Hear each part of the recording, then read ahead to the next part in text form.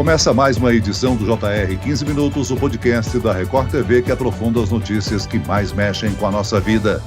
Em São Paulo, uma jiboia de estimação foi encontrada após ficar uma semana desaparecida, provocando muito medo entre os vizinhos da família que cria o animal. Amigos passearam com uma cobra de quase 3 metros num shopping de Cuiabá. O desejo de adotar um cachorro ou um gato é mais comum entre as famílias, mas animais silvestres têm ganhado espaço. Quais bichos podem ser criados em residências? Como criar um animal destes sem favorecer o tráfico de animais de forma legal e sem colocar pessoas em risco? O 15 Minutos de hoje conversa com o professor e médico veterinário especialista em pets não convencionais, Alessandro Bigeni. Bem-vindo, doutor. Olá, tudo bem? Obrigado, Celso. É um prazer estar participando aqui com vocês. Bater um papo legal hoje. Quem nos acompanha nessa entrevista é a repórter da Record TV, Mariana Bispo. Mariana, a história mais recente que chamou a atenção sobre a criação de um animal silvestre em São Paulo envolveu uma jiboia. O que aconteceu?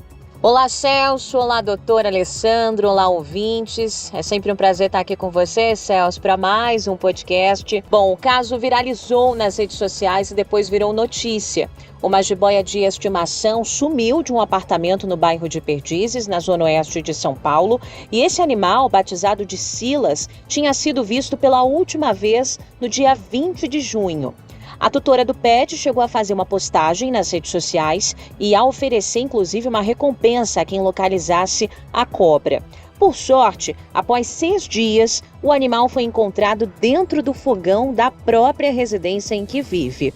O maior medo da dona, Celso e doutor Alessandro, era o que a vizinhança poderia fazer com esse animal, sem saber que se tratava de um pet. Então, doutor, esse é um problema comum para quem opta a criar um animal como esse? Nem todo mundo consegue ver uma jiboia ou um lagarto como um animal de estimação.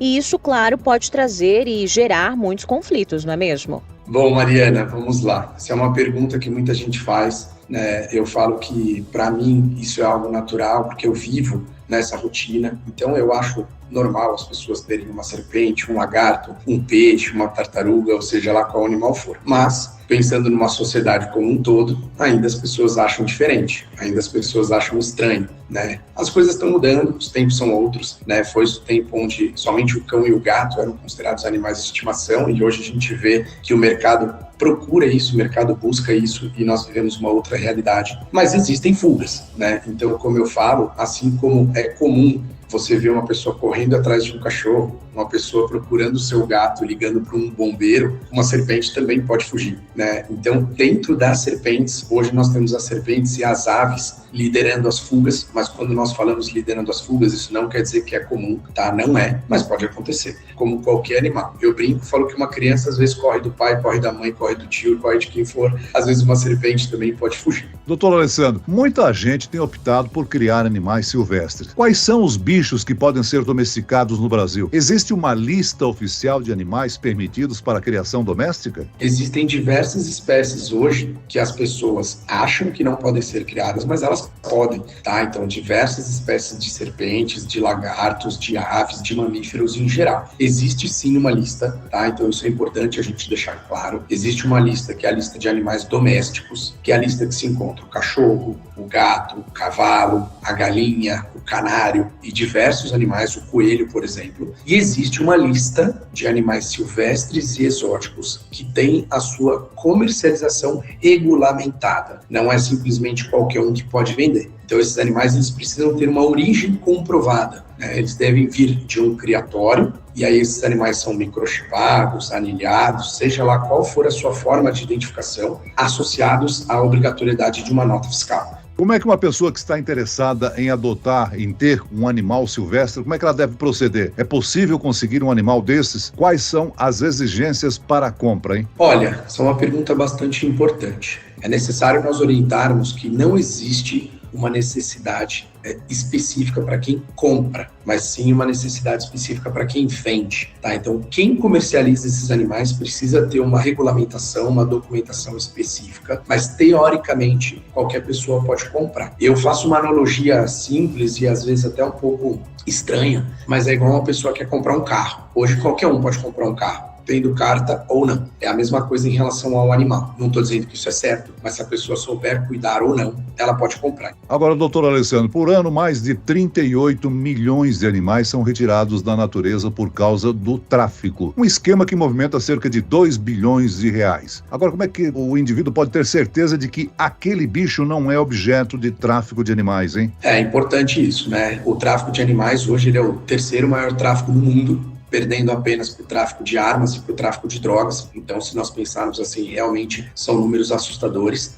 Mas é fato que o tráfico hoje ele vem diminuindo. Por mais que nós tenhamos matérias, notícias e afins mostrando que o índice ainda é alto, e realmente ele é alto, já é fato, isso é comprovado, que o mercado regulamentado diminui o tráfico. Então, eu falo sempre que se uma pessoa adquire um animal legalizado, é um animal a menos, possivelmente oriundo do tráfico. As pessoas que querem encontrar, isso é muito fácil. Hoje você encontra com facilidade na internet. Instagram, Facebook, qualquer rede social e até no próprio órgão ambiental da região daquele indivíduo, você pode fazer uma consulta. E aí você entra em contato e consegue verificar. Hoje, você pega o CNPJ de uma loja, o CNPJ de um criatório e coloca na internet, você acha. Então você vê que esse estabelecimento possui autorização, possui a devida documentação, mas hoje é um mercado muito amplo e um mercado bastante difundido. Agora, doutor Alessandro, não há um risco de uma pessoa, digamos assim, importar um animal que seja proibido porque não há um predador no nosso território? Olha, quando nós falamos da importação, a importação hoje ela é bloqueada para diversas espécies. Então, por exemplo, répteis. Você não consegue importar um réptil legalmente, a não ser que você seja um zoológico, uma instituição. Tá? Então, caso contrário, você teria que fazer a aquisição direto de uma empresa, de um criatório ou de uma loja. Então, esses animais, teoricamente, ok. Existe um risco? Existe. É o que nós falamos e é a comparação que nós sempre fazemos. Qual hoje é o tamanho do estrago ambiental? E aí eu não estou falando que eu sou contra cães ou contra gatos, pelo contrário, mas existe hoje um impacto gerado por cães e gerado por gatos. Um impacto gerado por um réptil pode acontecer, um impacto gerado, vamos falar de um mamífero, pode acontecer, de uma ave, pode acontecer. Qual é o impacto hoje, por exemplo, de uma cacatua que foge? Qual é o impacto de uma jiboia que foge? E qual é o impacto de um gato que foge? Então isso a gente tem que avaliar. Existem animais que podem gerar problemas? Claro que existem, E esses são aquelas espécies que a gente fala que deve haver um cuidado maior. Mas, no modo geral, esses animais, a grande maioria deles, dificilmente vai ter a capacidade de gerar um impacto ambiental considerável. Doutor, cada animal desse exige cuidados específicos também. Quem quer criar um animal silvestre precisa preparar a casa ou o apartamento para receber o bicho? Um lagarto, por exemplo, exige que tipo de espaço para ser criado? Isso é importante. Eu falo que a aquisição, ou adotar, ou comprar, seja lá qual for a opção, de qualquer animal, ela tem que ser feita com uma responsabilidade. Em teoria, a gente compra um carro sabendo dirigir, podendo pôr gasolina, as pessoas têm um filho tendo condições, tudo na teoria. A partir do momento que se adquire um animal, seja lá como for essa aquisição, é necessária uma responsabilidade. Onde ele tem que viver, o que ele tem que comer, o que ele precisa receber para ter qualidade de vida e o que ninguém pensa. E se esse animal tiver um problema, o que fazer? Eu faço uma analogia sempre também com a nossa realidade. Ninguém casa pensando em separar e ninguém adquire um animal pensando que ele vai ficar doente, mas isso é necessário. Então existem várias coisas que devem ser levadas em conta. Um lagarto, por exemplo, em sua maioria, eles precisam de um ambiente restrito, um que nós chamamos de terrário, que é um ambiente que seja de vidro ou de madeira com a frente de vidro, é uma opção, e cada animal vai ter a sua particularidade, mas no modo geral, um ambiente fechado, com temperatura controlada, com umidade controlada, com luminosidade controlada e com várias coisas que têm que ser levadas em conta. O que vai ser utilizado no fundo, como chão, que tipo de decoração, qual é o ambiente, como que é a temperatura, o que esse animal come, qual a frequência que ele come.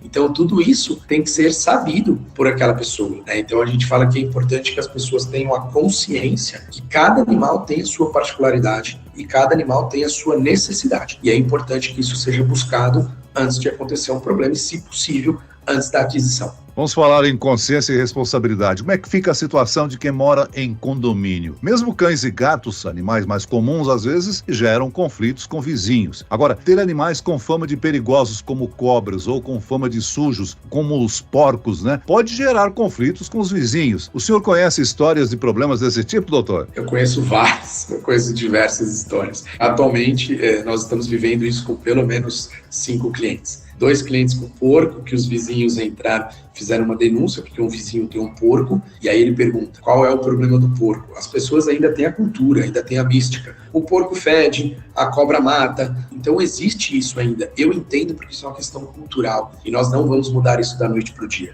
Por isso que eu falo a importância de um trabalho de educação ambiental, né, de conscientizar a população. Por mais que eu ache normal, eu não vou criticar uma pessoa que acha estranho, que acha diferente, que acha esquisito alguém ter uma serpente em casa. Eu tenho que entender essa pessoa, né? Nós temos um cliente recentemente também que teve um problema no prédio, no condomínio dele, e ele desceu no elevador com a cobra dele no pescoço. Uma serpente legalizada, dócil, totalmente regulamentada. Ele falou, poxa, Alessandro, mas ela é legalizada. Eu falei, sim, mas é questão de bom senso. Tem que entender que as pessoas hoje ainda existe um medo, né, em relação a isso. Você não precisa descer com uma jiboia enrolada no pescoço. E ele falou, Alessandro, mas as pessoas descem com o cachorro na coleira. É o meu pet. Eu falei, eu sei. Faz um folheto, informa as pessoas no seu condomínio, né? Mostra para as pessoas quem é o seu animal, de onde ele veio, o que ele pode gerar. Mostra para as pessoas que é um animal inofensivo. E aí vai sentindo o que as pessoas captam disso. Poxa, todo mundo achou legal. Pô, fulano, traz aqui um dia, vem aqui no salão do prédio, mostra para as pessoas. Aí eu falo, não adianta você enrolar umas jiboia no pescoço e descer no elevador e querer que as pessoas achem normal, porque é normal para nós, mas para uma população, para uma sociedade brasileira, não é. Em países, por exemplo, como os Estados Unidos, isso é comum, né? Em diversos países da Europa, isso é comum. No Brasil, não. E usando o caso que eu relatei aqui no início do podcast, se a jiboia escapasse pelas casas vizinhas e, por exemplo, atacasse uma pessoa ou um outro animal, a família da tutora poderia ser responsabilizada pelos danos? Isso indica que esse tipo de animal exige um cuidado ainda maior por parte dos tutores? Eu, particularmente, eu tenho em mente que todo mundo tem que ser responsável pelos seus atos. Você tem um animal, você é responsável por ele. Um cão, um gato. Se um cão fugir e atacar uma criança, quem se responsabiliza? O cachorro ou o responsável por esse animal? O responsável por esse animal. E isso tem que servir para uma ave, para um cão, para um gato, para uma tartaruga, para um lagarto ou para uma cobra. Eu, particularmente, e aí é uma questão minha pessoal, eu tinha certeza que essa serpente estava no apartamento. Certeza absoluta. Essa é uma serpente conhecida, é uma serpente que tem Instagram, inclusive eu sigo ela no Instagram, por sinal. E quando eu vi da fuga, né, o alerta da vizinhança, eu achei importante esse alerta da vizinhança, para as pessoas entenderem, é um animal extremamente dócil mesmo. Sinceramente, eu não estou aqui para defender a serpente, não defender ninguém, eu estou aqui para falar a verdade. A chance desse animal ser lesionado era muito maior do que a chance dele lesar qualquer indivíduo, seja uma criança, seja um cão, seja um gato. Se essa serpente encontra um gato e o gato quiser, esse gato vai matar essa serpente. Se essa serpente encontra um cão, com certeza esse cão vai matar essa serpente. E se encontra uma pessoa que não entende uma questão cultural, a chance dessa serpente ser morta também era muito grande. E eu não tenho dúvidas que o alarme foi feito para evitar isso. Se por um acaso, porventura, essa serpente gerasse algo, sem dúvidas alguma, eu conheço a responsável por esse animal, de internet inclusive, quem que é responsável? Não pode ser eu, nem vocês aqui, e nem os ouvintes. O responsável é a pessoa que é responsável por esse animal. E a gente lembra que em 2020, um estudante de medicina veterinária foi picado por uma cobra da espécie Naja, considerada uma das mais venenosas do mundo. Por se tratar de um animal exótico, o hospital precisou inclusive encomendar o soro para tratamento. É uma situação perigosa. Esse é mais um motivo para não se criar esses animais de forma irregular, né, doutor? É permitido ter uma cobra venenosa em casa, por exemplo? Não é permitido. A manutenção de serpentes peçonhentas, ela não é permitida no Brasil. A questão principal é que não é um risco exclusivo para aquela pessoa, é um risco para qualquer um. E é bom salientar que se por acaso você encontrar um animal peçonhento no seu quintal, o mais importante é encaminhar ao Butantan, né? Como que uma pessoa identifica quem é peçonhento e quem não é? Eu, particularmente, se encontrar, eu sei. Esse é o A, o B, eu sei, o D, esse é peçonhento e esse não. Mas a grande maioria da população, não. O que eu recomendo, obviamente, é que esses animais não sejam mortos, obviamente, né? A gente pensar no bem-estar, e é importante falar que é um crime ambiental matar esse indivíduo, ele sendo venenoso ou não, peçonhento ou não. E o que a gente fala é para chamar algum órgão responsável. Hoje os bombeiros, eles fazem cursos de captura, de contenção, de identificação e de deslocamento desse indivíduo. E aí esse órgão vai deslocar para onde for melhor, para um Instituto Butantan, para um centro de triagem, para uma área de soltura, e aí eles vão identificar para onde melhor. Muito bem, nós chegamos ao fim desta edição do 15 Minutos. Eu quero aqui agradecer a participação e as informações do professor e médico veterinário Alessandro Bigeni. Obrigado, doutor. Agradeço demais. Eu agradeço também a presença da repórter da Record TV, Mariana Bispo. Obrigado, Mari. Obrigada, Celso. Obrigada, doutor Alessandro, e a todos os ouvintes. Até a próxima. Esse podcast contou com a produção de David Bezerra e dos estagiários Kátia Brazão e Lucas Brito. Sonoplastia de Marcos Vinícius. Coordenação de conteúdo Camila Moraes, Edivaldo Nunes e Deni Almeida. Direção editorial Tiago Contreira. Vice-presidente de jornalismo Antônio Guerreiro. E eu, Celso Freitas, te aguardo no próximo episódio. Até lá.